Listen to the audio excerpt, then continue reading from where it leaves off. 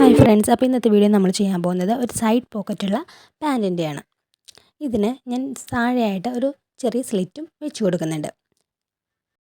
ബിഗ്നേഴ്സിനും ചെയ്യാൻ വേണ്ടി എളുപ്പത്തിനായിട്ട് ഞാൻ രണ്ട് പാർട്ടും ഒന്നിച്ചിട്ട് കട്ട് ചെയ്യുന്ന ഒരു മെത്തേഡാണ് ഇതിലൂടെ കാണിക്കുന്നത്. 2 മീറ്റർ തുണിയാണ് ഞാൻ ഇതിനു വേണ്ടി ഇവിടെ എടുത്തിരിക്കുന്നത്. 14 ഇഞ്ചിലാണ് ഇത് രണ്ടാക്കി മടക്കിയിട്ടിരിക്കുന്നത്. ബാക്ക് പാർട്ടും ഫ്രണ്ട് പാർട്ടും ഒരുപോലെ രണ്ടാക്കി മടക്കിയിട്ടിരിക്കുകയാണ്. എനിക്കിതിൻ്റെ ടോട്ടൽ ലെങ്ത്ത് വരുന്നത് 35 ഇഞ്ചാണ്. എനിക്ക് ഇവിടെയുള്ള ക്ലോത്തിൻ്റെ ടോട്ടൽ ലെങ്ത്താണ് ഞാൻ പറയുന്നത്, 35 ഇഞ്ച്. ഇതുപോലെ നിങ്ങൾ രണ്ടാക്കി മടക്കി ഇടുമ്പോൾ നമ്മൾ വേസ്റ്റ് ഇടലപ്പെടുത്തുന്ന അളവിനേക്കാളും ഒരു 3 ഇഞ്ച് എക്സ്ട്രാ എടുത്ത് നമ്മൾ ഇതേപോലെ രണ്ടാക്കി മടക്കിയിട്ടാൽ മതിയാവും. അതായത് ഇപ്പോൾ ഞാൻ 36 വേസ്റ്റിലാണ് ചെയ്യുന്നത്. അപ്പോൾ അതിന് ഞാൻ 4 കൊണ്ട് ഡിവൈഡ് ചെയ്ത് എൻ്റെ ഇപ്പോൾ 2 ഇഞ്ച് കൂട്ടുമ്പോഴേക്കും എനിക്ക് 11 വന്നു. അതിൻ്റെ ഇപ്പോൾ ഒരു 3 ഇഞ്ച് കൂടുതൽ എടുത്തിട്ടാണ് ഞാനിവിടെ രണ്ടാക്കി ഇതേപോലെ മടക്കി ഇട്ടിരിക്കുന്നത്. എന്നിട്ട് മുകളിൽ ഞാൻ ഒരു 2 ഇഞ്ചിൽ നമുക്ക് ഇലാസ്റ്റിക് വെച്ച് കൊടുക്കണമല്ലോ, അതിന് വേണ്ടി ഞാനൊരു 2 ഇഞ്ചിൽ ഇതേപോലെ മാർക്ക് ചെയ്തിട്ടുണ്ട്. ഇനിയാണ് നമുക്ക് വേണ്ട ലെങ്ത്ത് അളന്ന് നോക്കാൻ വേണ്ടി പോകുന്നത്. അപ്പോൾ എനിക്കിവിടെ 33.5 ഇഞ്ചാണുള്ളത്. എനിക്കിപ്പോൾ അത്ര ലെങ്ത്ത് ഉള്ളൂ. നമുക്ക് വേണ്ട ലെങ്ത്ത് എത്രയാണോ അതനുസരിച്ച് തുണി ഇതേപോലെ മടക്കിയിടുക. ഞാൻ പോക്കറ്റിൻ്റെ ഒരു വീഡിയോ ഓൾറെഡി ചെയ്തായിരുന്നു. അപ്പോൾ അതിൽ നമുക്ക് ഡിസൈനുള്ള ക്ലോത്ത് ആയതുകൊണ്ട് എല്ലാവർക്കും ക്ലിയറായിട്ട് മനസ്സിലാവണമെന്നില്ല. അപ്പോൾ ഞാൻ ഇതേപോലെ പ്ലെയിൻ ആയിട്ടൊരു കളറിൽ കൂടെ ചെയ്ത് ക്ലിയറായിട്ട് കാണിക്കാമെന്ന് വിചാരിച്ചു. അതാകുമ്പോൾ ബിഗ്നേഴ്സിനൊക്കെ കൂടുതൽ മനസ്സിലാവാൻ എളുപ്പമാണ്. ഇനി നമ്മളുടെ വേസ്റ്റ് അളവാണ് ഞാനൊരു 11 ഇഞ്ചിലാണ് മാർക്ക് ചെയ്യുന്നത്. 36നെ 4 കൊണ്ട് ഡിവൈഡ് ചെയ്ത് അതിനൊപ്പം 2 കൂടി കൂട്ടുമ്പോൾ നമുക്ക് 11 കിട്ടും. അത് മാർക്ക് ചെയ്തതിന് ശേഷം ആ 2 ഇഞ്ച് വരച്ച ആ വരയിൽ വെച്ചിട്ടാണ് താഴേക്ക് 1 ഇഞ്ചും കൂടെ ആഡ് ചെയ്ത് 12 ഇഞ്ച്, 11ആണല്ലോ നമ്മൾ മുകളിൽ മാർക്ക് ചെയ്ത്, അതിൻ്റെ ഒപ്പം 1 ഇഞ്ച് ആഡ് ചെയ്ത് 12 ഇഞ്ചിൽ മാർക്ക് ചെയ്തു. ഇനി മുകളിൽ 11 ഇഞ്ച് പോലെ താഴെയും 11 ഇഞ്ച് തന്നെ ഉണ്ടോ എന്ന് നോക്കിയിട്ട് വേണം നമ്മൾ ആ പോയിൻ്റ് ഒന്ന് മാർക്ക് ചെയ്യാനായിട്ട്. എന്നിട്ട് മുകളിൽ വരച്ച ആ പോയിന്റിൽ നിന്ന് താഴേക്ക് വരച്ച പോയിന്റിലേക്ക് ഇതേപോലെ ഒരു സ്ട്രെയിറ്റ് ലൈൻ വരച്ചു കൊടുക്കണം. അപ്പോൾ താഴെ നമ്മൾ വരച്ച ആ പോയിന്റിൽ 11 ഇഞ്ച് തന്നെയാണോ താഴെയും മുകളിലും എന്ന് കറക്റ്റ് ചെക്ക് ചെയ്തതിന് ശേഷം വേണം മാത്രം കേട്ടോ നമ്മൾ അവിടെ മാർക്ക് ചെയ്ത് കൊടുക്കാനായിട്ട്. ഇനി ആ 12 ഇഞ്ച് മാർക്ക് ചെയ്ത ആ പോയിന്റ് ഉണ്ടല്ലോ, അവിടെ നിന്ന് ഒരു 2 ഇഞ്ച് എക്സ്ട്രാ നമ്മൾ ഇതുപോലെ മാർക്ക് ചെയ്ത് കൊടുക്കുക. എന്നിട്ടൊരു സ്ട്രെയിറ്റ് ലൈൻ ഇതുപോലെ വരച്ച് കൊടുക്കുക. എന്നിട്ട് ഒരു 1 ഇഞ്ചിൽ ഒരു മാർക്കിങ് കൊടുത്ത് ഇതുപോലെ ഒന്ന് കർവ് ചെയ്തെടുക്കണം. മനസ്സിലായോ? എന്നിട്ട് നമ്മൾ താഴത്തെ അളവാണ് ഇനി നോക്കാൻ വേണ്ടി പോകുന്നത്. അതിന് മുന്നേ ആയിട്ട് നമുക്ക് സൈഡിൽ ഇതേപോലെ ഒരു സീം അലവൻസിന് വേണ്ടി ഒരു 1/2 ഇഞ്ച് നമുക്ക് വിട്ട് കൊടുക്കാം. അത് ഞാൻ ഇട്ട് കൊടുത്തു. ഇനി താഴെ ഞാനൊരു 5 ഇഞ്ചിലാണ് മാർക്ക് ചെയ്യുന്നത്. ഞാൻ അധികം വിട്ട് വെക്കുന്നില്ല, സിഗരറ്റ് പാൻ പോലെ കുറച്ച് ചെറുതാക്കിയാണ് എടുക്കുന്നത്. എന്നിട്ട് ഒരു 1/2 ഇഞ്ച് സീം അലവൻസിന് വേണ്ടി എക്സ്ട്രാ ആഡ് ചെയ്തിട്ടു. അപ്പോൾ 2 വരെ നിങ്ങൾക്ക് താഴെ കാണാൻ പറ്റുന്നില്ലേ, സീം അലവൻസിന് വേണ്ടിയും നമ്മുടെ അളവിന് വേണ്ടിയും. എന്നിട്ട് ആദ്യം വരച്ച വരയിൽ നിന്നാണ് ഞാൻ ഇതേപോലെ വരച്ചെടുത്തിരിക്കുന്നത്. എന്നിട്ട് ഒരു വരയും കൂടി കൊടുക്കുക, അത് നമ്മുടെ സീം അലവൻസിന് വേണ്ടിയാണ്. അപ്പോൾ സീം അലവൻസും കൂടി ഇട്ടാണ് നമ്മളിതിൽ എല്ലാ മാർക്കിങ്ങും ചെയ്തിരിക്കുന്നത്. അപ്പോൾ നമ്മൾ എക്സ്ട്രാ ആയിട്ട് വേറെ ഇനി കട്ട് ചെയ്ത് സീം അലവൻസിന് വേണ്ടി എടുക്കേണ്ട ആവശ്യമില്ല. നമ്മൾ വരച്ച പോയിന്റിൽ കൂടി തന്നെ നമുക്ക് കട്ട് ചെയ്തെടുക്കാം. കാരണം നമ്മൾ സീം അലവൻസ് ഇതിൽ ഓൾറെഡി ആഡ് ചെയ്തിട്ടാണല്ലോ വരച്ചെടുത്തിരിക്കുന്നത്. ഇനി നമുക്ക് ഇതൊന്ന് വരച്ച പോയിന്റിലൂടെ കട്ട് ചെയ്തെടുക്കാം. ഇനി സൈഡ് ഞാനിങ്ങനെ മടക്കിയിട്ടിരിക്കുകയായിരുന്നല്ലോ, അപ്പോൾ ആ ഏരിയയും കൂടി നമുക്ക് ഇതേപോലെ ഒന്ന് 2 പാർട്ടിൻ്റെയും കട്ട് ചെയ്തെടുക്കാം. നമ്മളപ്പോൾ 4 പീസായിട്ട് ഇത് കട്ട് ചെയ്തെടുത്തിട്ടുണ്ട്. 2 ഒന്നിച്ചാണല്ലോ നമ്മൾ വെച്ച് കട്ട് ചെയ്തത്. അപ്പോൾ 4 പീസ് നമുക്കിങ്ങനെ കിട്ടി. ഇനി നമ്മളിതിൻ്റെ ക്രോച്ചേരി രണ്ടും ഇതേപോലെ ഒന്ന് ഒന്നിച്ച് പിടിച്ചിട്ട് അടിച്ചെടുക്കാൻ വേണ്ടി പോവുകയാണ്. അപ്പോൾ നല്ല വശം രണ്ടും അകത്ത് വരുന്ന രീതിയിൽ വേണോട്ട് നമ്മളിങ്ങനെ വെച്ചിട്ട് അടിച്ചെടുക്കാനായിട്ട്. ഇങ്ങനെ നല്ല വശം രണ്ടും അകത്ത് വരുന്ന രീതിയിൽ ഇതുപോലെ ആ കർവ് ചെയ്ത ഭാഗം വെച്ചിട്ട് ഞാൻ ചെറുതായിട്ടൊന്ന് സീം അലവൻസ് ഇട്ട് വരച്ച് കാണിച്ചു തരാം. ആ ഒരു പോയിന്റിലൂടെ നിങ്ങൾ ഇത് അടിച്ചെടുത്താലും മതിയാവും. അപ്പോൾ ബിഗിനേഴ്സ് ആണെങ്കിൽ ഇങ്ങനെ വരക്കുമ്പോഴേക്കും പ്രത്യേകം നിങ്ങൾക്ക് മനസ്സിലായാലും കൂടിയാണ് ഞാനത് ഒന്ന് വരച്ച് കാണിച്ചത്. അപ്പോൾ ഞാനത് അടിച്ചെടുത്തിട്ടുണ്ട്. 2 സൈഡും ഇതേപോലെ തന്നെ അടിച്ചെടുക്കുക. ഈ ഭാഗമൊക്കെ അടിച്ചെടുക്കുമ്പോൾ എന്തായാലും നമ്മൾ 2 തവണ സ്റ്റിച്ച് ചെയ്യാനായിട്ട് മറക്കരുത്. ഇനിയാണ് നമ്മളുടെ മെയിൻ ആയിട്ടുള്ള പാർട്ട് പോക്കറ്റ് വെക്കുന്നത്. അപ്പോൾ ഇതെല്ലാവരും ക്ലിയറായിട്ട് കണ്ട് മനസ്സിലാക്കിയില്ലെന്നുണ്ടെങ്കിൽ നമുക്ക് പോക്കറ്റ് അടിക്കുമ്പോൾ തിരിഞ്ഞു പോകാനുള്ള സാധ്യതയുണ്ട്. ഇപ്പോൾ എൻ്റെ അടുത്തുള്ള പീസ് അനുസരിച്ച് ഞാനിത് ഇവിടെ എടുത്തിരിക്കുകയാണ്.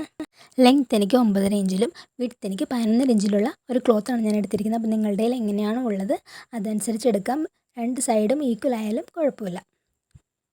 മാക്സിമം ഒരു 10-11 നമുക്ക് എടുക്കാൻ പറ്റിയ നല്ല അളവ്. എന്നിട്ട് താഴെ ഇങ്ങനെ ഒന്ന് കർവ് ചെയ്ത് കൊടുക്കണം. ഫോൾഡഡ് സൈഡിൽ നിന്നാണ് ഞാൻ ഓപ്പൺ സൈഡിലേക്ക് ഇതുപോലെ ഒന്ന് കർവ് ചെയ്തെടുത്തിരിക്കുന്നത്. അപ്പോൾ ഫോണൊക്കെ പോക്കറ്റിലുണ്ടെങ്കിൽ നമ്മൾ അതനുസരിച്ച് വേണം തുണി എടുക്കാനായിട്ട്. അതാകുമ്പോഴത്തേക്കും നമ്മൾ കുറച്ചുകൂടെ ലെങ്ത്തിലും വിഡ്ത്തിലും തുണി എടുക്കണം. ഇപ്പോൾ എൻ്റെ അടുത്ത് ഉണ്ടായിരുന്ന വെച്ചാണ് ഞാൻ ഈ പോക്കറ്റ് ഒന്ന് അടിച്ചെടുക്കുന്നത്. അപ്പോൾ നമുക്ക് ഇങ്ങനൊരു പീസാണ് കിട്ടുന്നത്. ഇനി അത് എങ്ങനെയാണ് വെക്കുന്നതെന്ന് കാണിക്കാം. അത് നമ്മളിങ്ങനെ അടിച്ചെടുത്ത നല്ല വശം ഉണ്ടല്ലോ, ഫ്രണ്ട് പീസിൻ്റെ നല്ല വശം ഇതുപോലെ എടുത്ത് നിവർത്തിയിടുക. എന്നിട്ട് ഒരു 2 ഇഞ്ച് ആദ്യമേ നമ്മളൊന്ന് മാർക്ക് ചെയ്ത് തരണം. അത് നമ്മളുടെ ബെൽറ്റ് വെക്കണ പോയിൻറ്റിൻ്റെ അളവാണ്. എന്നിട്ട് ഒരു 1 ഇഞ്ച് താഴെ തൊട്ട് താഴെ മാർക്ക് ചെയ്യുക. എന്നിട്ട് അതിൻ്റെ താഴെയും ഇതേപോലെ 1 ഇഞ്ച് മാർക്ക് ചെയ്യുക. അപ്പോൾ നമ്മൾ മൊത്തം 4 ഇഞ്ചാണ് കേട്ടോ മാർക്ക് ചെയ്തിരിക്കുന്നത്.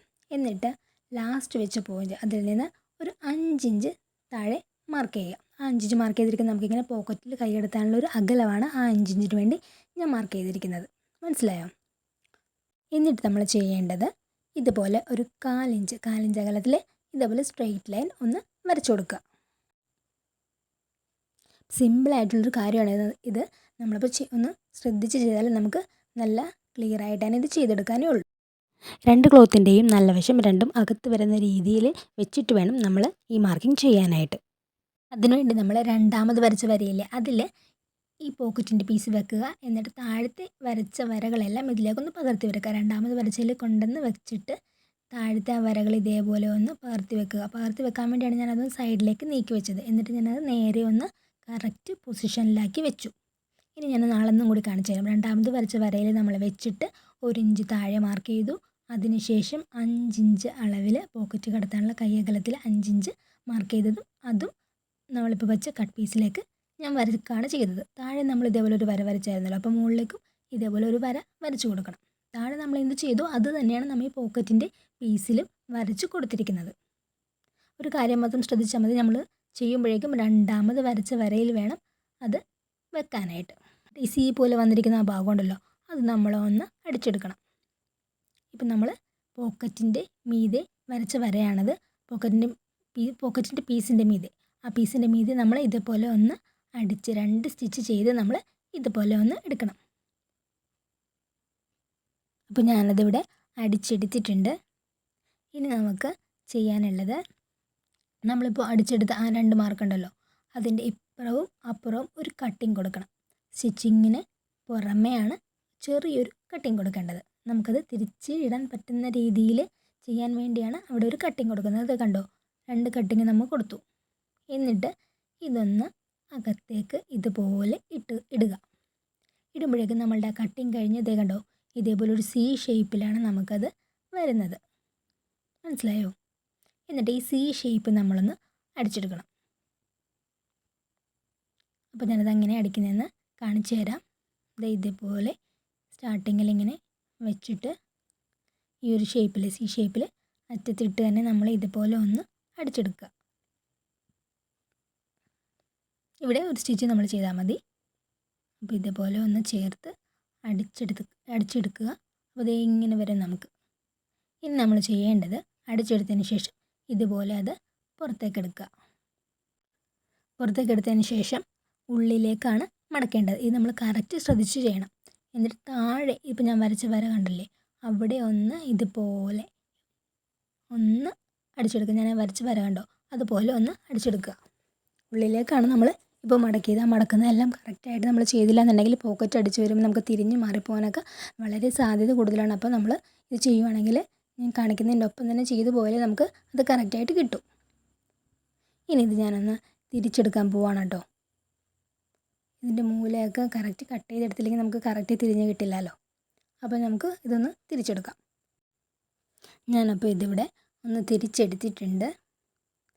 ഇനി നമുക്ക് എന്താ ചെയ്യേണ്ടതെന്ന് വെച്ചാൽ, എല്ലാ ഭാഗവും ഇങ്ങനെ കറക്റ്റായിട്ട് വെച്ചിട്ട് ഇനി നമ്മൾ ഒന്ന് ഇത് അകത്തേക്ക് ഇട്ട് വെക്കണം. അകത്തേക്ക് എന്ന് പറഞ്ഞാൽ താഴേക്ക്, നമ്മുടെ മെയിൻ ക്ലോത്തിൻ്റെ താഴേക്ക് ഇതുപോലെ ഒന്ന് ഇട്ട് വെച്ച് ആ സി ഷേപ്പൊക്കെ ഒന്ന് കറക്റ്റായിട്ട് ഇതുപോലെ ഒന്ന് വെച്ച് കൊടുത്തിട്ട് വേണമെങ്കിൽ നമുക്കൊന്ന് അയൺ ചെയ്തെടുത്താലും നല്ല കറക്റ്റായിട്ട് ഇത് കിട്ടും. ഇത് കണ്ടോ, ഇങ്ങനെ കിട്ടും നമുക്ക്. ഇനി നമ്മൾ എന്താ ചെയ്യേണ്ടതെന്ന് വെച്ചാൽ ഒന്ന് നേരെ അങ്ങ് അടിച്ചെടുക്കണം. പോക്കറ്റ് കറക്റ്റ് സീറ്റായി കിട്ടുന്നതിനാണ് നമ്മളങ്ങനെ നേരെ അടിച്ചെടുക്കുന്നത്. ഇങ്ങനെ പിൻ കുത്തി വെച്ച് അടിക്കുകയാണെങ്കിൽ നമുക്ക് നല്ല കറക്റ്റായിട്ട് അത് കിട്ടും. അപ്പോൾ നമ്മൾ അടിച്ച് പോകുമ്പോഴത്തേക്കും അങ്ങോട്ടും ഇങ്ങോട്ടും തെന്നി പോകുകയൊന്നുമില്ല. നമ്മൾ ആ പോക്കറ്റിൻ്റെ ആ വായഭാഗത്ത് അത് സ്റ്റിച്ചിൽ തട്ടാതെ വേണം കേട്ടോ അടിക്കാനായിട്ട്. സ്റ്റിച്ചിൽ തട്ടിയിട്ടുണ്ടെങ്കിൽ നമ്മുടെ പോക്കറ്റ് അടഞ്ഞു പോകും. അതുകൊണ്ട് അതിൽ തട്ടാതെ ഇതുപോലെ അരികത്ത് കൂടെ ഒന്ന് അടിച്ചെടുക്കുക. ഞാനപ്പോൾ അത് ഒന്ന് അടിച്ചെടുത്ത് മുകളിലേക്കൊന്ന് കയറ്റി ഇതേപോലെ ഒന്ന് ഇട്ടിട്ട് അടിച്ചെടുത്തിട്ടുണ്ട്. ഇത് കണ്ടോ, ഇങ്ങനെ വരും നമുക്ക്.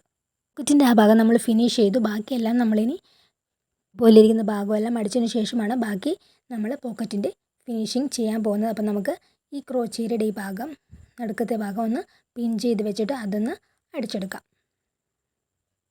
കണ്ടോ, അത് നമുക്ക് ഒന്ന് അടിച്ച് ഫിനിഷ് ചെയ്തെടുക്കാം. ഞാനിപ്പോൾ അതിവിടെ അടിച്ചെടുത്ത് കഴിഞ്ഞിട്ടുണ്ട്. ഇവിടെയൊക്കെ ചെയ്യുമ്പോൾ എന്തായാലും നമ്മൾ ഡബിൾ സ്റ്റിച്ച് ചെയ്യാനായിട്ട് മറക്കരുത്. ഇനി അടിച്ചെടുത്ത് കഴിഞ്ഞു. ഇനി നമുക്ക് താഴെ ഒന്ന് മടക്കി അടിക്കേണ്ടതുണ്ട്. അപ്പോൾ നിങ്ങൾ ഓരോരുത്തരുടെയും ലെങ്ത്ത് നോക്കിയിട്ട് അത് മടക്കി അടിക്കുക. ഞാനപ്പോൾ അത് ഒരു 4 ഇഞ്ച് അകലത്തിലാണ്, എനിക്കിപ്പോൾ ഇവിടെ ക്ലോത്ത് കുറവായതുകൊണ്ടാണ് ഞാനൊരു 4 ഇഞ്ച് അകലത്തിലാണ് മടക്കി അടിക്കുന്നത്. അപ്പോൾ ഞാനത് മടക്കി അടിച്ചെടുത്തു. ഇത് കണ്ടോ.